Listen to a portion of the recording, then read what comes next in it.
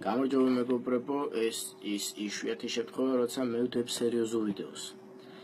კომენტარის გაკეთება მინდა ბიჟა მაფიის კლიპზე და იქ ჩემ მონაწილეობასთან დაკავშირებით. იქიდან გამომდინარე, რომ ამდენ ადამიანში გამოიწვია ინტერესი და უმეტესობა ერთი და იგივე შინაარსის კითხვებს მისვამ და შევეცდები ამ ვიდეოში ერთიანად უპასუხო ყველაფერს და უპასუხებ თავარ შეკითხვასაც, რატო არის დაბლარული ჩემი კადრები კლიპში.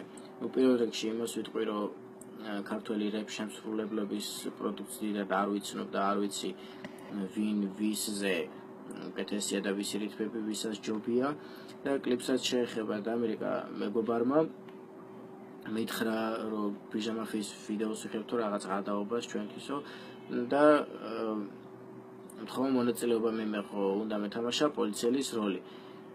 კარგი და ცუდი პოლიციელი თუ რაღაც ეგეთი.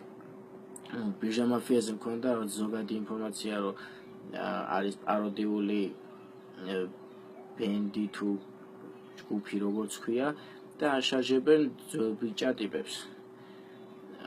რაც რეალურად გამოდგა პირიქით.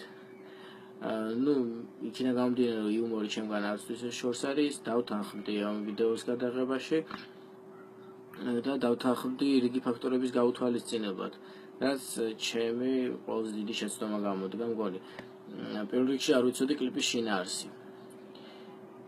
რაც გავიგე მას შემდეგ, რაც ეს საღადაოდ გადაღებული ვიდეო აღმოჩნდა კლიპი და YouTube-ზე დაიდო და რომ ვნახე აშკარა პროპაგანდა, ნარკოტიკული საშუალებების იარაღის, პოლიციის დაკნინება.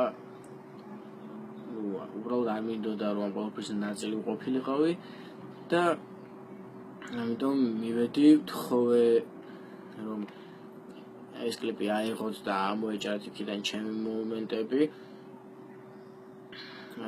რაზეც უარი მივიღე,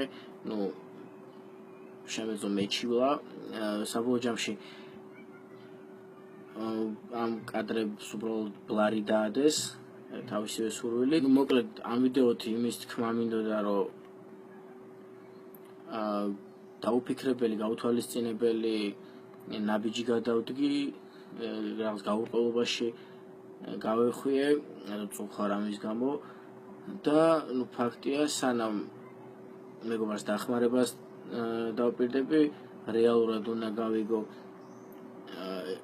რას ემსახურება ესა თუ ის საქმე და შემდეგ უკვე დავეხმარო სხვას.